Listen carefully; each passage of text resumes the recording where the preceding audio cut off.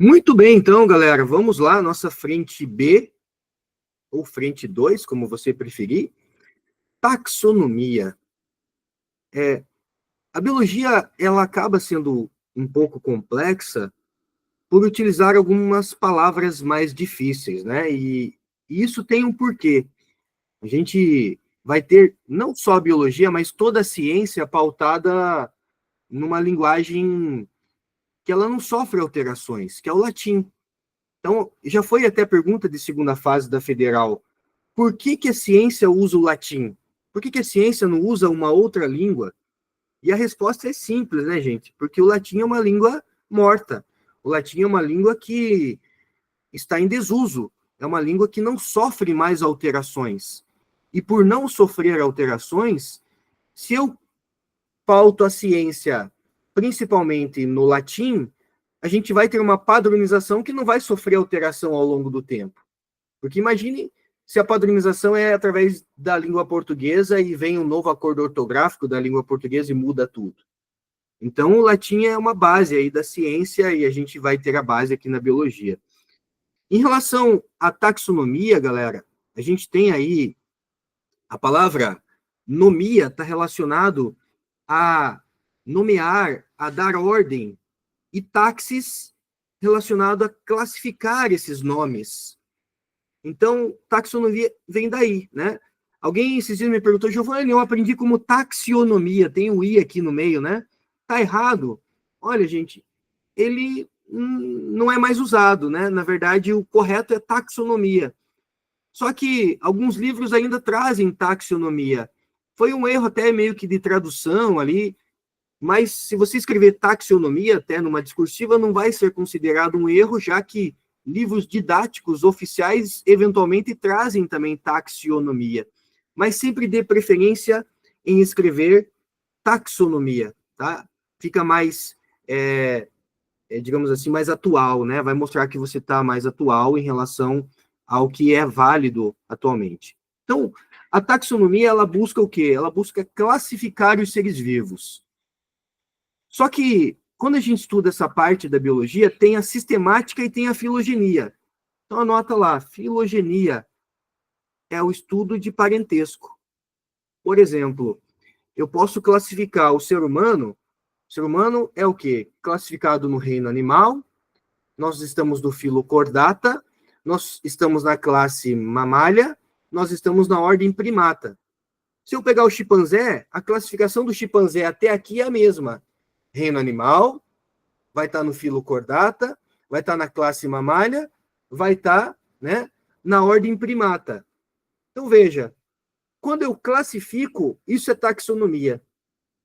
Agora, e se eu quiser estudar, caramba, o chimpanzé e o ser humano, os dois são primatas, o quanto de parentesco eles têm?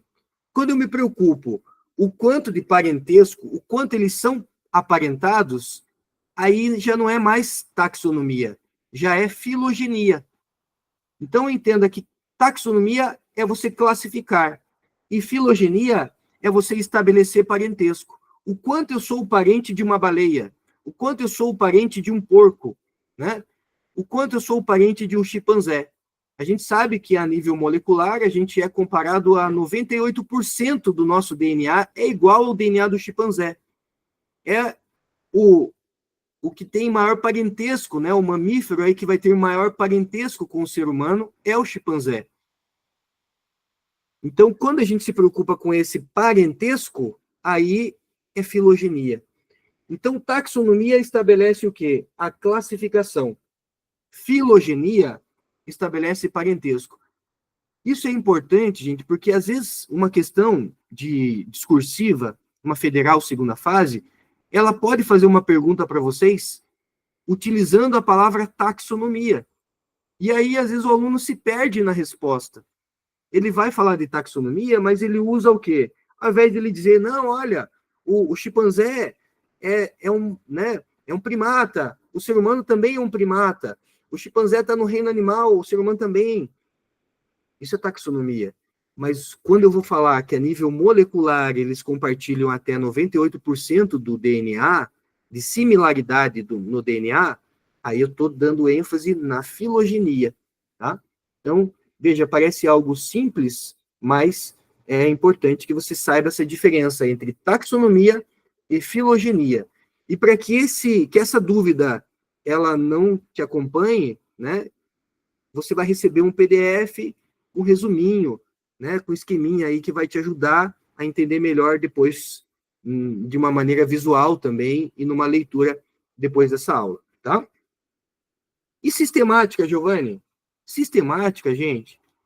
Imagine que sistemática, quando você abre a caixinha da sistemática, dentro da sistemática está a taxonomia, que classifica, e a filogenia, que estabelece parentesco. Então, a sistemática, ela está na hierarquia máxima, né? Dentro da sistemática, você tem dois braços, um que classifica, um que estabelece parentesco, tá?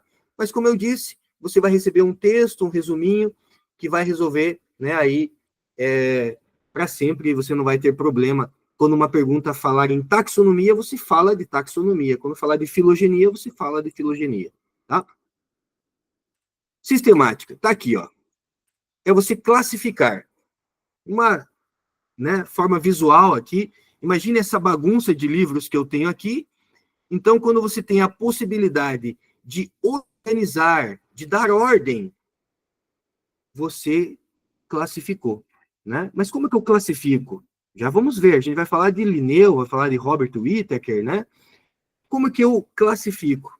Existem formas de você classificar. Você vai classificar de acordo com a forma, de acordo com a anatomia, de acordo com genética, né? Critérios moleculares. Calma. É importante nesse momento que você entenda o que é taxonomia. É classificação.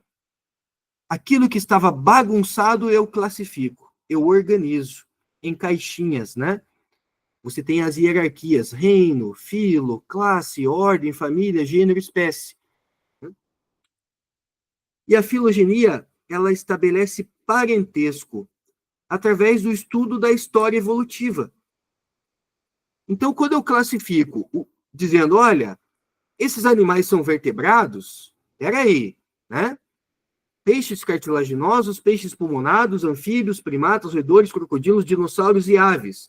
Todos são vertebrados. Eu classifiquei. Mas espera aí, tem subclassificações. Ah, tem os que têm esqueleto ósseo, tem os que têm 4 membros. Estou ainda falando de taxonomia. Ah, quem tem ovo amniótico? Quem são os animais amniotas? Répteis, aves e mamíferos são animais amniotas. Estou falando de classificação. Estou classificando de acordo com o que a gente chama de taxonomia, de acordo com o que eles têm em comum. Agora, quando eu estudo a história evolutiva, o peixe pulmonado surgiu, né, a partir de um mesmo ancestral que o peixe cartilaginoso, mas veja, o peixe cartilaginoso surgiu antes. Quando a gente vai estudar a evolução, como que ele evoluiu, qual é a história evolutiva, né? Aí a gente está falando da filogenia. Então veja que a taxonomia e a filogenia são dois braços aí da sistemática, tá? Quem é o pai da taxonomia, né? É um camarada chamado de Linneu. Não tenha medo de escrever numa discursiva Linneu, é aceito, porque o nome dele, né, Carl von Linné. Esse nome Carl aqui, gente, é um nome muito utilizado, foi um nome muito utilizado, né? Que para a tradução aqui para a língua portuguesa é Carlos. Eu posso traduzir o Carlos Linneu, né? Eu coloquei aqui o Henri Cristo, né? Porque ele é o pai da taxonomia, né? Só para você não esquecer isso. E aí a gente vai para um ano de 1735. Mas antes de chegar em 1735, eu quero provocar vocês aqui. Quando que surgiu o microscópio? Microscópio composto, microscópio simples, surgiu em 1590. Pai e filho que gostavam, né, de estudar, imagine uma ótica, né, muito precursora, digamos assim, né? Cientistas que se dedicavam ao estudo de lentes, buscando melhorar ali a visão das pessoas. Zacarias Janssen e seu pai Hans Janssen, não precisa decorar esse nome, não se preocupe com ano e nem nome de cientista por enquanto. Zacarias Janssen e Hans Janssen, eles vão desenvolver o que nós chamamos hoje de microscópio simples. E, na sequência, o microscópio composto. Microscópio simples, gente, é uma lupa. É você usar uma lente de aumento para visualizar alguma coisa. É você pegar uma lupa, né? Qual o poder de uma lupa? É muito limitado, né? 1590 é isso. Agora imagine uma lupa dupla. É o microscópio composto por duas lupas, duas lentes. Esse é o microscópio composto, também não é super poderoso. Ele não consegue visualizar célula. Então, 1590, temos aí o surgimento da microscopia, mas ainda com um poder muito limitado. Aí saímos de 1590, vamos para 1668. 1668, o microscópio ele foi aprimorado por um cientista chamado Antonier van Leeuwenhoek. Depois você vai receber esse histórico científico aqui, tá, gente? Não se preocupe em ficar doido anotando aí. Esse histórico que eu estou detalhando aqui para vocês, você vai receber data por data, tá? 1668, você tem o Antonier van Leeuwenhoek. O que ele fez? Ele aprimorou o microscópio e ele conseguiu descobrir a existência de micro-organismos. Só que uma coisa é você ver um protozoário na tela. Outra coisa é você saber, isso é um protozoário, isso é uma célula. Então, o Antonier van Leeuwenhoek, ele conseguiu descobrir vida microscópica, mas ele não classificou essa vida microscópica. Veja, 1668 para 1735, né? Você vai ter aí, né, a situação microscópica ainda engatinhando. Você tem lá, 1665, Robert Hooke, que é o pai da célula. Mas ele também não estuda a célula nos seus detalhes, ele visualiza o quê? Um compartimento. Estudando um pedaço de planta lá, ele pega o suber, né, a cortiça de uma casca de árvore, a gente chama de cortiça ali, o suber, ele vai estudar esse suber no microscópio que ele tinha nessa época, 1665, e ele consegue visualizar pequenos compartimentos. E esses compartimentos, no latim, ele chama de cella. A tradução de célula do latim significa o quê? Célula, que traduzindo é um pequeno compartimento. Apesar do Robert Hooke ser o pai da célula, ele ainda é limitado em dizer o que tem dentro dessa célula. Não se sabe ainda porque o microscópio está engatinhando. Eu estou falando tudo isso para vocês, gente, porque o Carlos Linneu, em 1735, ele vai ter uma tecnologia limitada para poder estudar a nível celular os seres vivos. Então, quais são os critérios que o Linneu utiliza? São critérios morfológicos e anatômicos. É o que ele conseguia basicamente enxergar. Ou no máximo, né, ali com uma lupa, com o microscópio do momento, era o que ele conseguia enxergar. Mas ele não conseguia enxergar em detalhes para dizer, olha, isso é um protozoário, isso é uma bactéria. Então, o Linneu, ele não vai classificar protozoário, ele não vai classificar a vida microscópica. O Linneu, basicamente, ele vai diferenciar o que é um vegetal e o que é um animal. O Linneu, ele contribui com a classificação de dois reinos de seres vivos, reino vegetal e reino animal. Você vai dizer, tá, Giovanni, onde que ele colocou a alga? Reino vegetal. Onde que ele colocou fungo? Reino vegetal. Se você que está assistindo essa aula acha que cogumelo é planta, a culpa não é sua, a culpa é do Linneu. Porque foi o Linneu que classificou fungo como fazendo parte do reino das plantas, do reino dos vegetais. Depois a gente vai arrumar isso daí, né?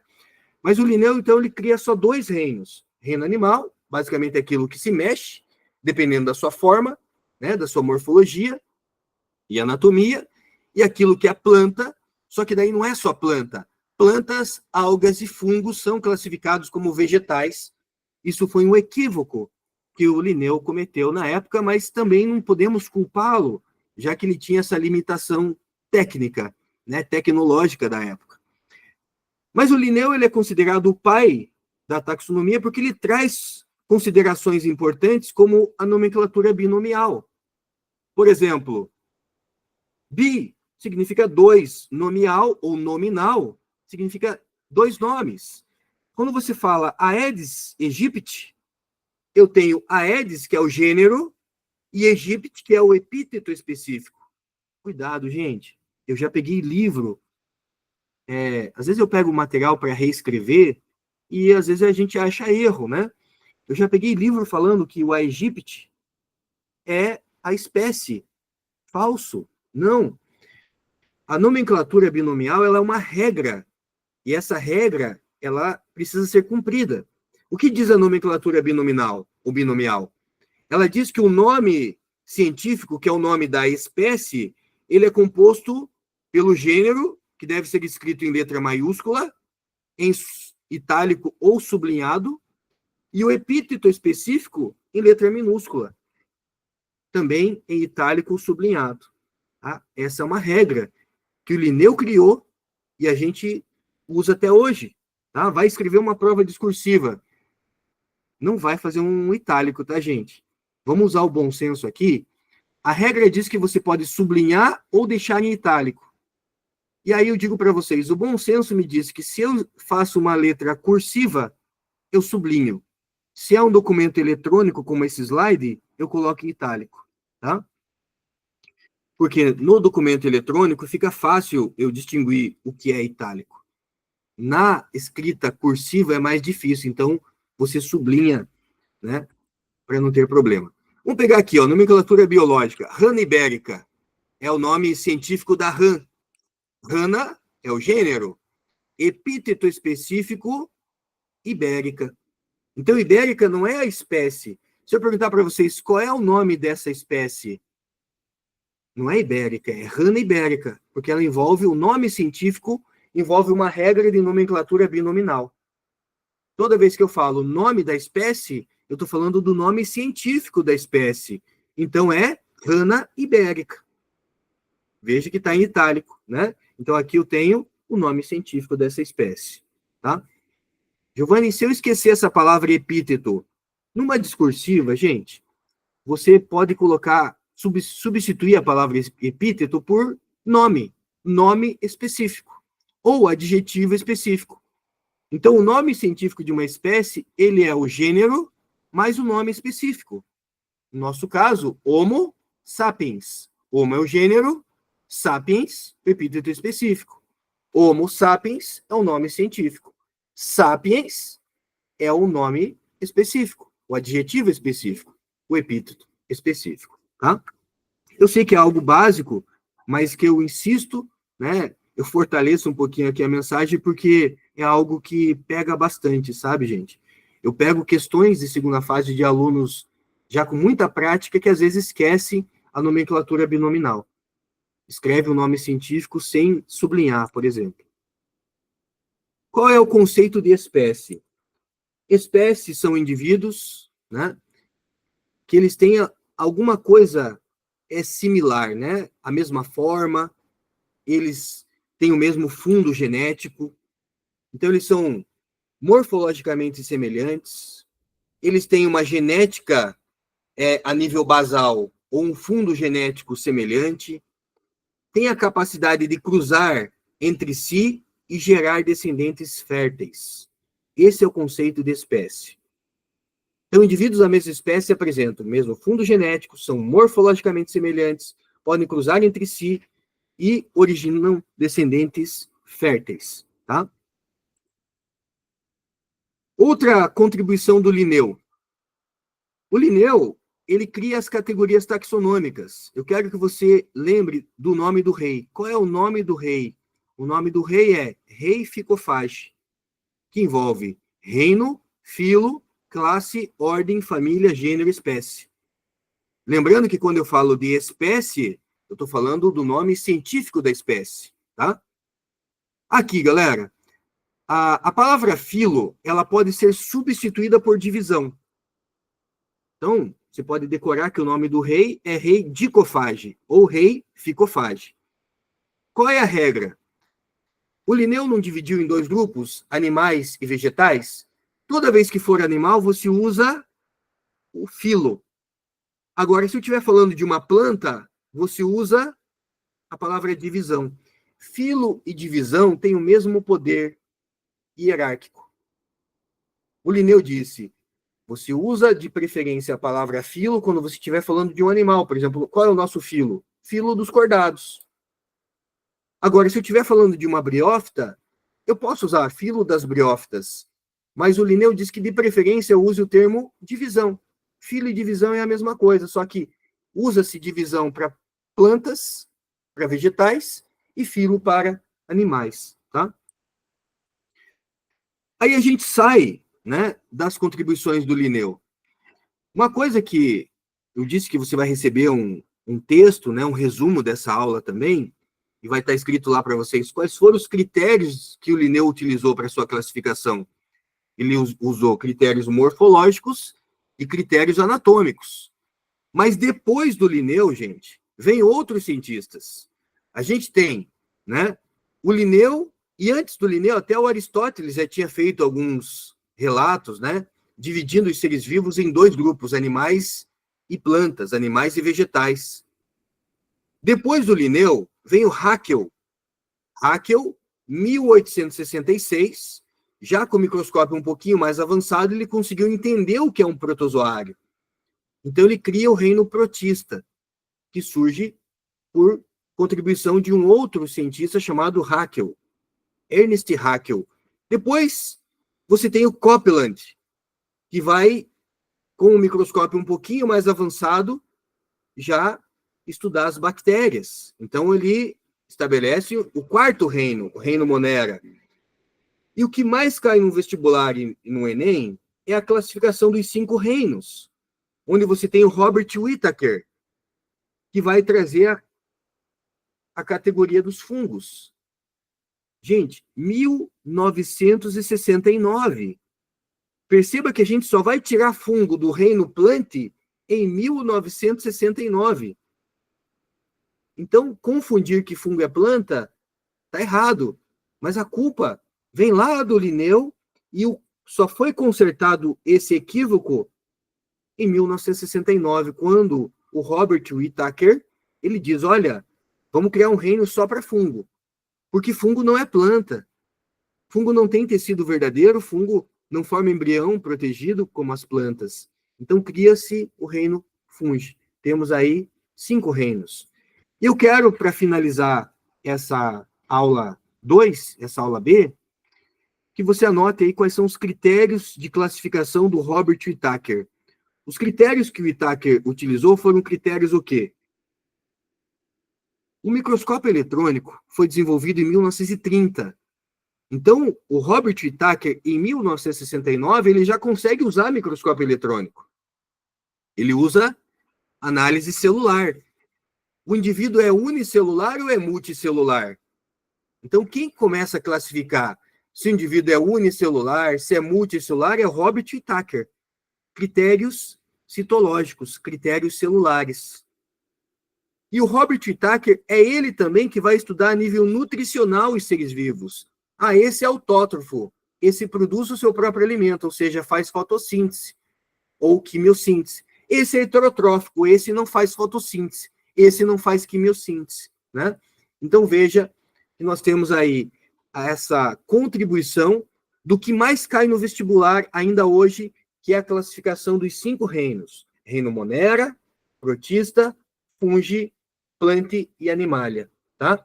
Essa imagem, gente, ela não está dessa maneira por acaso, tá? Porque aqui você tem os procariontes, né? Aí tem os eucariontes, os protistas, né? Que são protozoários, algas e mixomiceto. Talvez muitos de vocês não ouviram falar em mixomiceto, a gente vai ouvir falar aqui no Minuto da Biologia, tá? Tá começando a gente entender um pouquinho mais, estudar um pouquinho mais sobre os mixomicetos, que são ancestrais dos fungos, mas não são fungos, e eles são classificados como protistas também. Então, quem são protistas? Protozoários, algas e mixomicetos, tá? E aí vem fungos, animais e plantas, tá?